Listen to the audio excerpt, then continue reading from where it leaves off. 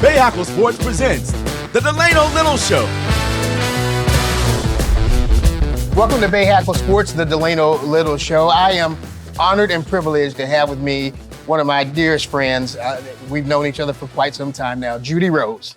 Good to have you here, former UNC Charlotte athletic director, and may I say a trailblazer in the world of sports as a female, and not even that, just all of that you have done for the community here. It's good to have you here. I'm delighted. Thank you. When you say trailblazer, that tells people how old I am. Okay? No.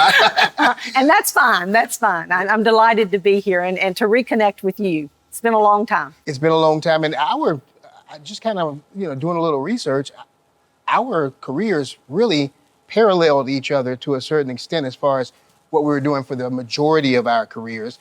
To I guess it was 1990 is when you started.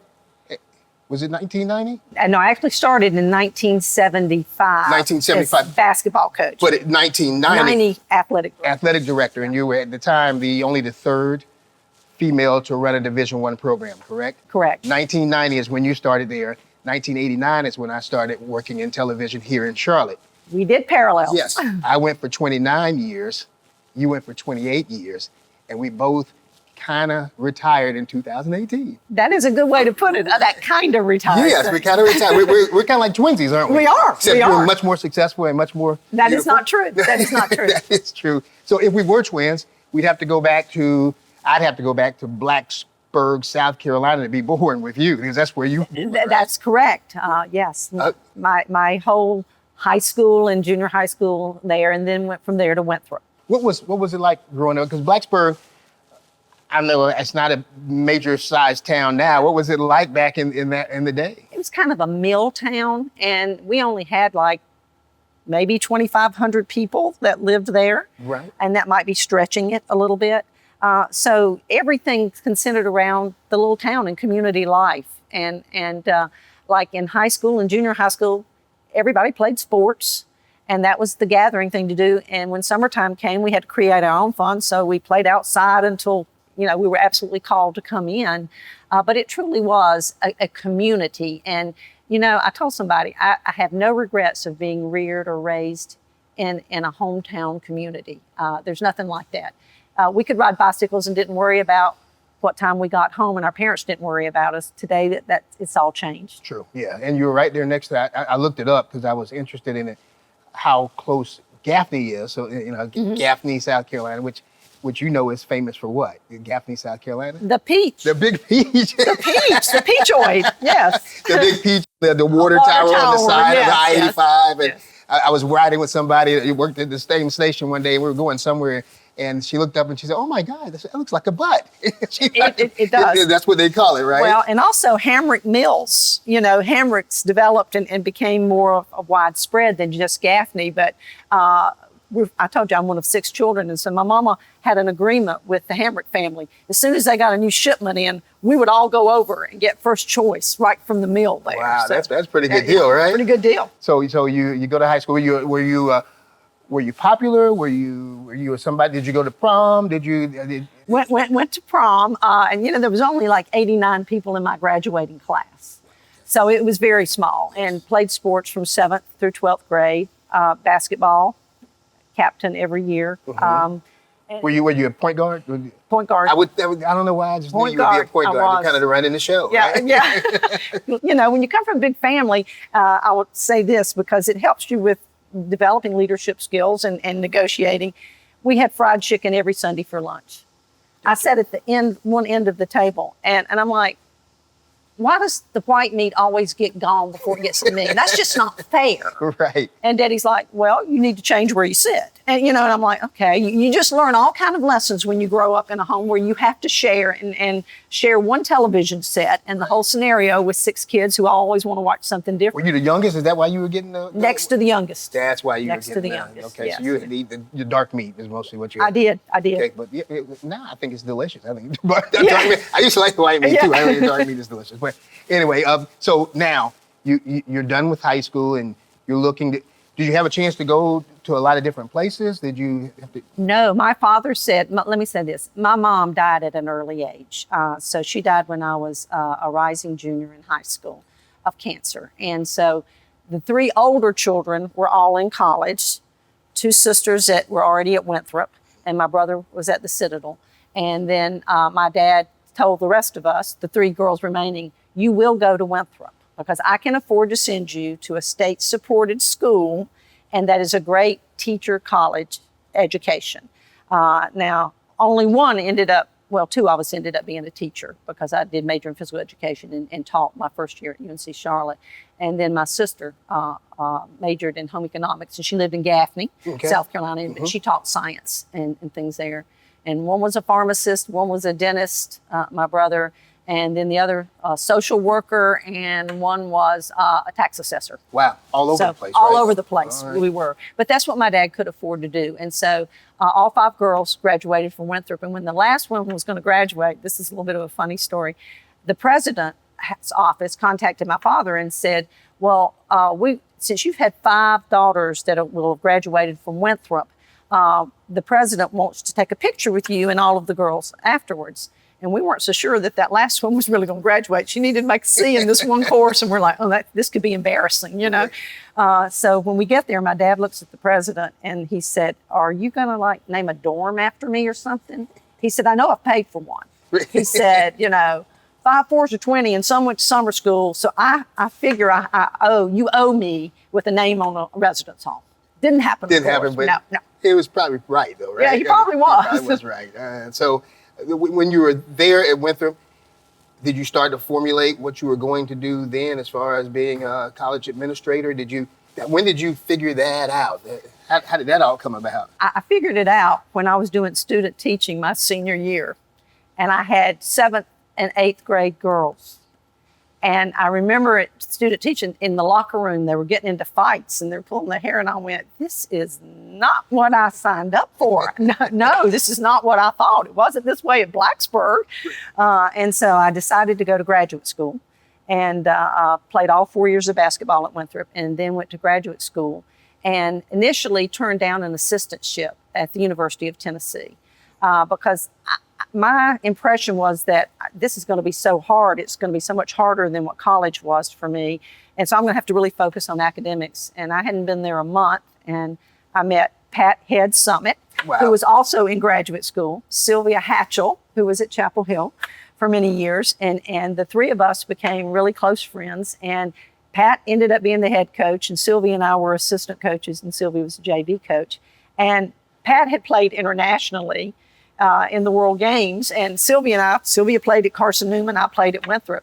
But they had three rookies, quite honestly, leading the women's basketball team at the University of Tennessee. But I learned so much during that 1 year. I learned more from that than I did my whole education that I got. Right. I had a wonderful education. But could you feel at that time that Pat Summit was going to be what she was as far as being able to win all those championships? If you've ever been in a locker room with her, and she didn't use foul language. She didn't do any of that. But she had that stare that everybody talked about and you can look at.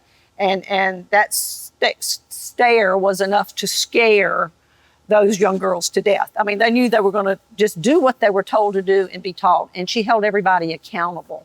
Right. In that regard. That was fantastic. And so that's really, you're rubbing elbows with some pretty big people at that time. I didn't even know I was rubbing that good of an elbow at the time, to be honest. Okay, I got you. So you decide at that point you want to get into the administrative work? No, at that time, coaching.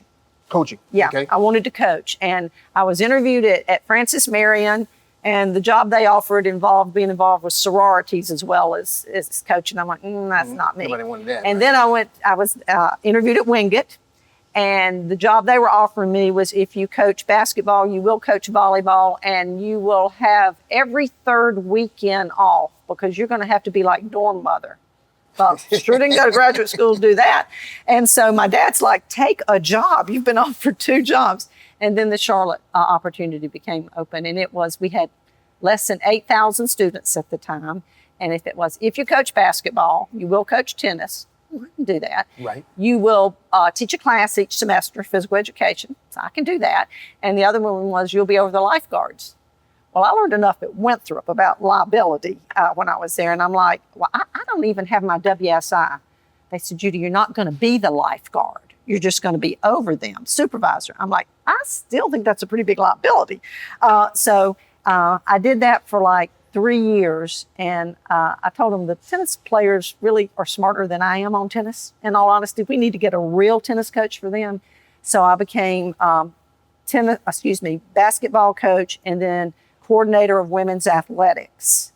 And then we grew so fast as a university that I had a choice. Which one do you want to do? And at that time, I was single.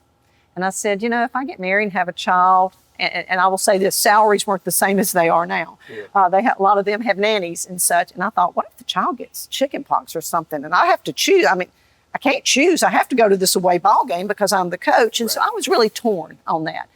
And quite honestly, I don't know that I wanted to be 24/7 just basketball. I wanted broader than that. So I chose to go the administrative route. Gotcha. And I insisted that the one thing take place, that I get to learn men's and women's athletics and be involved with both. And then the rest is kind of history. Right. Now, let's be going back just a little bit to the coaching aspect of it. How much did the coaching aspect help you through your administrative career? Oh, no question. I think even my playing of basketball on all levels that I played, and I even think being from a big family, I mean that, learning to get along with people and developing leadership skills. You asked about point guard. Most point guards are leaders. And you're dependent on in that regard. And each step of the way in that, I learned something new and different and it brought to the table. And Lee Rose, no relation to me whatsoever, but I would sit in on some of his practices, and he was kind enough to allow me to do that as, a first-year head coach. And so I learned so much from so many people in that regard. All right, so now we've got you pretty much right there in the athletic director position, which took place.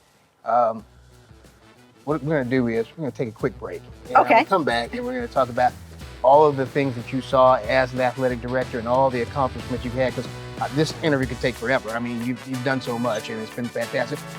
Bay Heckle Sports, the Delano Little Show is going to be right back.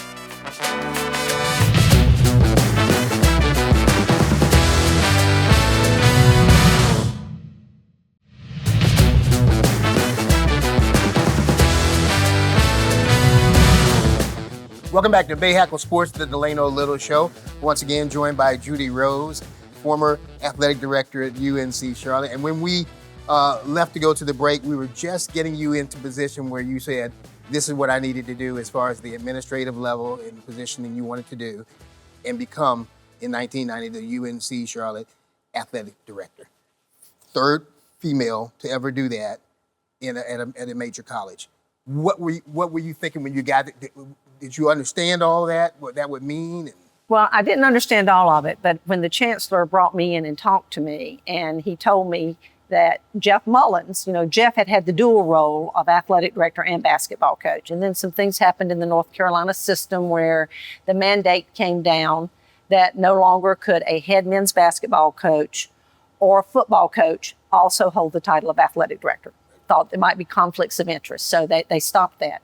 And so Jeff brought me into his office before the chancellor did on a Friday, and he just said, Judy, I think you're going to be offered the athletic director job. I said, you ought to still fight this, Jeff. And he goes, no. He said, I'll be just fine just being, he said, they're going to pay me the same thing, and I'll be just fine being the basketball coach. And so I expected a little bit, and I went home that night, and I told my husband when he got home, I said, I have to tell you something. And this is going to probably blow people's mind when I say this, because it kind of blew my husband's mind. I said, Jeff tells me that I'm going to be offered the athletic director job probably on Monday. And my husband said, honey, that's awesome. That's great. And I said, I don't know if I want it.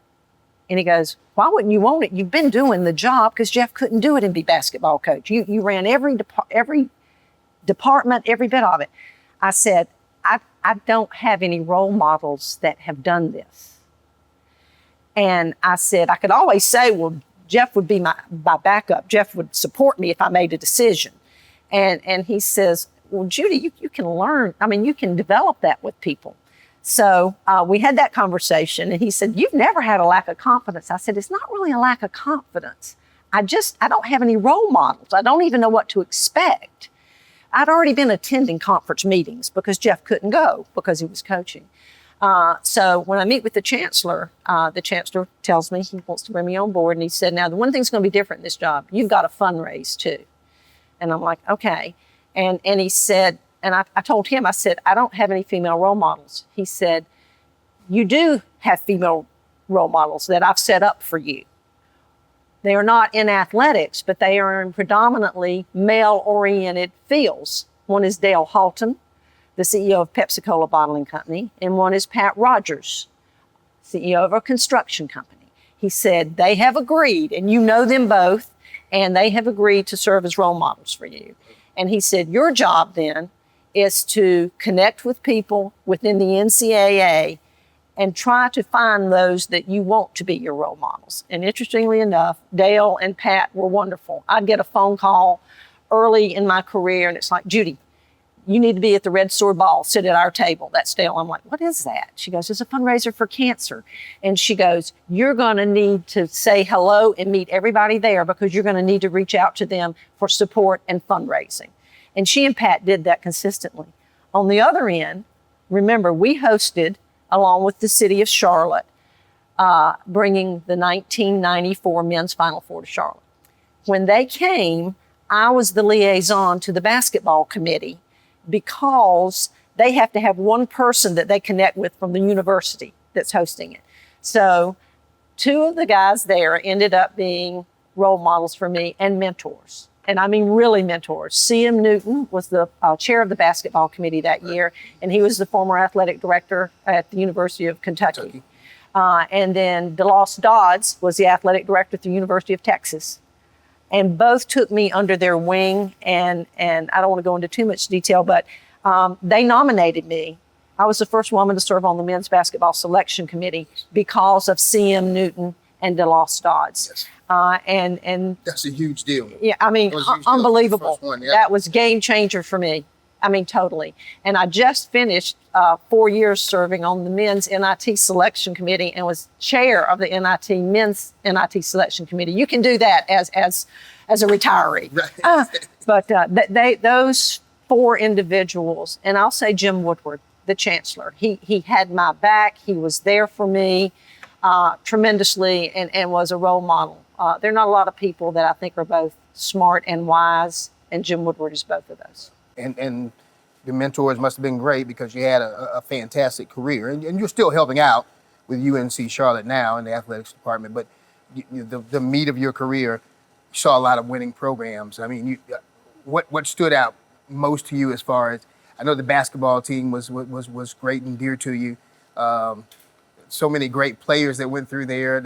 Anybody stand out that you think about? Well, there's so many people, you know. I remember walking in on Cedric Maxwell naked in the whirlpool, okay, when I was coaching. Right. I walked in the training room we shared, and of course, he was in the water, thank goodness. Right. And he goes, "Well, what are you doing here?" And I'm like, "What are you doing here?"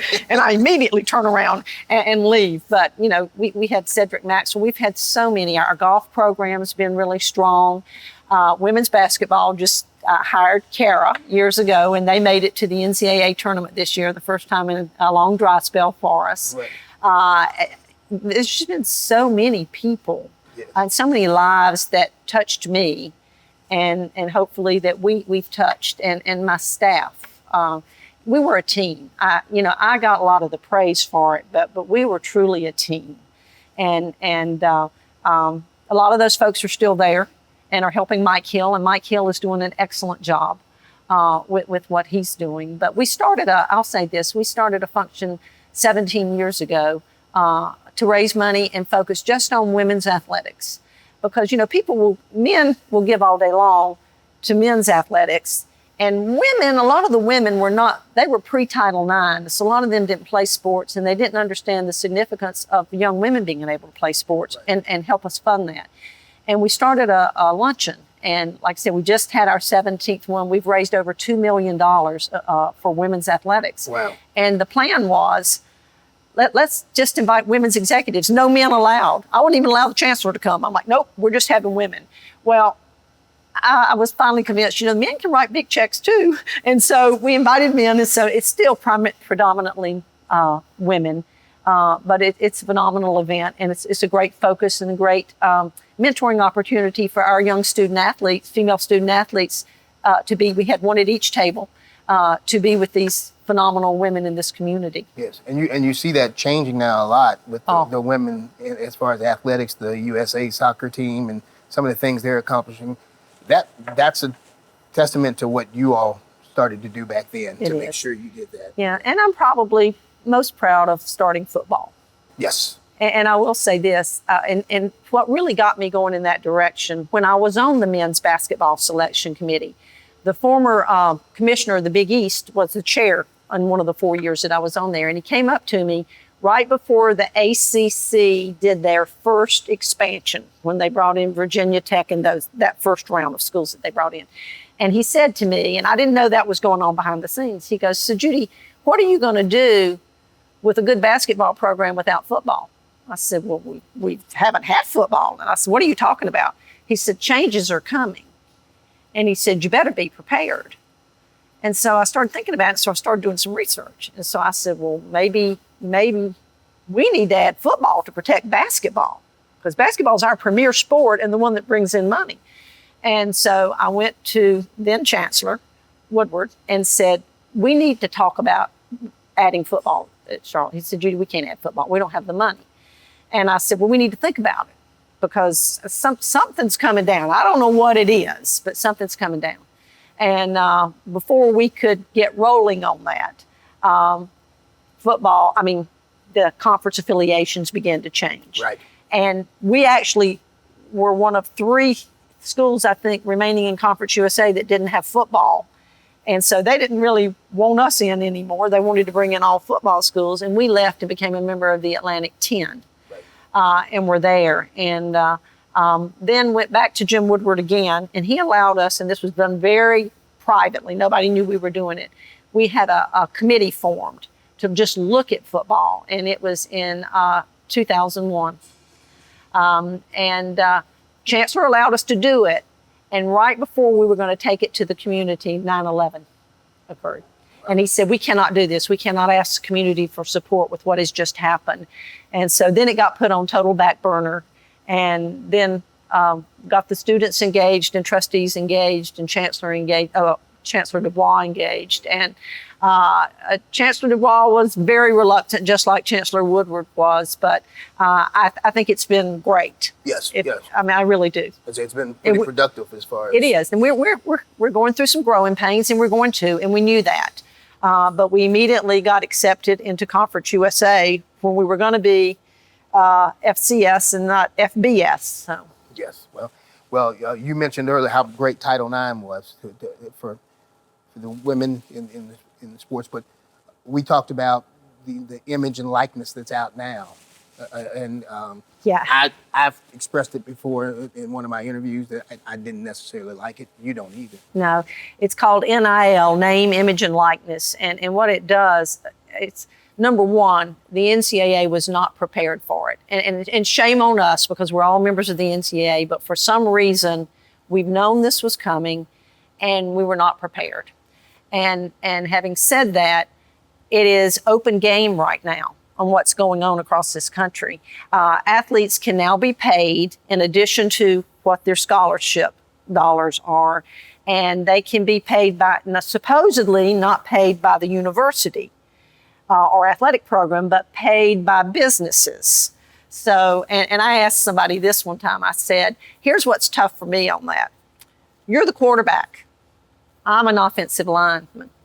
You get a deal, or you're getting a car, you're getting paid, like thousands of dollars on top. I'm the offensive lineman. They don't think too much of an offensive line. I mean, they do, but they think a whole lot more of the quarterback. Right. So I'm saving you. When do I come to you and say, when are you going to give me some of what you got? And what does this do to the team dynamic? Yes. That's my biggest concern. I'm a little bit old fogey. I think I am too. When is the value of a college education not worth playing 4 years of a sport. Right. And I've always said, and we've argued it before, and we had a forum on this many years ago, and it was still a hot topic. It was just becoming a hot topic, and I disagreed with one or two of the players. Some former players were on the committee to talk about this forum, and I just thought, I played at Georgia Southern. I had 4 years of Heart and scholarship. soul, yeah. But I was paid to play and learn. And when you got out of that, you didn't have student debt like other people have student debt. You have a leg up on life. That's the way I've always felt about it. And so I totally agree with you on that. We actually went through an exercise at Charlotte. I brought in our chief financial officer, and I said, let's look at what the real value of an athletic scholarship is. In addition to tuition fees, room and board, and all of that, private coaching, strength and conditioning coaches, nutritionists, sports psychologists, medical care, equipment, it comes up to over $100,000 in addition to that, and travel and all this. So, but it's unfortunate in my opinion, and it's unfortunate that right now there are no rules governing it.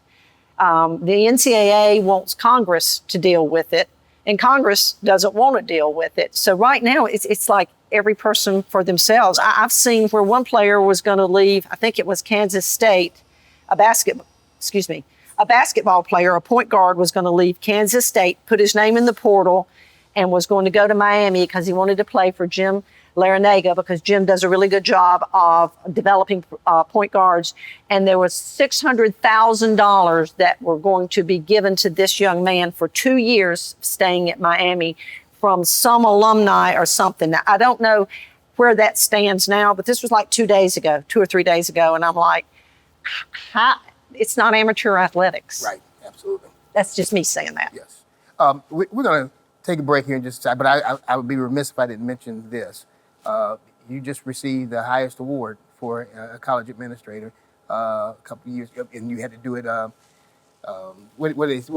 Virtually, that's the whole thing. God, I hate that word, but you got it virtually. I'm sure it would have been great, but it was an award that tells you, and I forget what the name of the award was. James J. Corbett, who was athletic director at Kentucky. Yeah. And basically he had greatness, and it was named after him. So what did that mean to you? I know you had to do it virtually and receive it virtually, but what did it mean to you? Number one, I was totally blown away, because you're selected by your peers. And when you're selected by your peers, that means something totally different than just being named something. So I was humbled and honored. And again, I will say, I'm getting a lot of credit for a lot of people that worked with me and helped me build the program at Charlotte. And so I share that award with them. 55th person to receive that award. That's fantastic. All right, coming back to the Bay Hackle Sports Delano Little Show, we'll talk more with Judy Rose. Stay with us.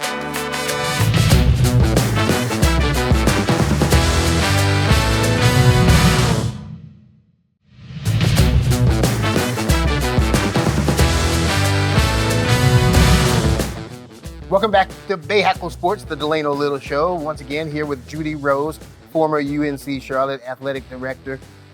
We've talked about a lot of things. What do you do now? Because you've said, and we're just us talking in between breaks, that when you were being an athletic director and you were in the administrative lane of what you were doing, sometimes you didn't get a chance to even eat, because when you were, like you said, you had to shake hands, you had to be around people. How is your life now? In somewhat semi-retirement? What do you do for fun and with your family? Well, our plan for Ken and myself was to travel. And of course, I retired in 2018, and we said, we're going to take this first year and decide where do we want to go and what do we want to do. And we made one major trip out to Wyoming and had a wonderful trip out there. And shortly after that, 9/11 hit.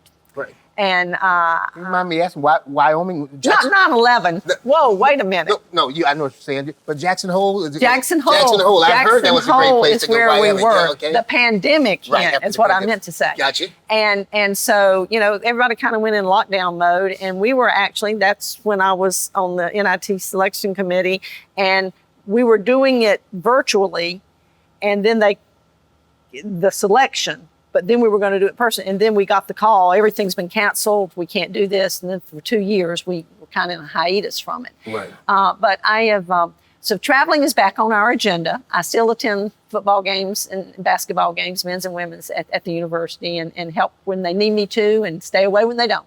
And then also I am a consultant, and then I'm a part of a firm also, car sports firms, but I have Judy Rose, athletics consultant, and I'm working with the NJCAA.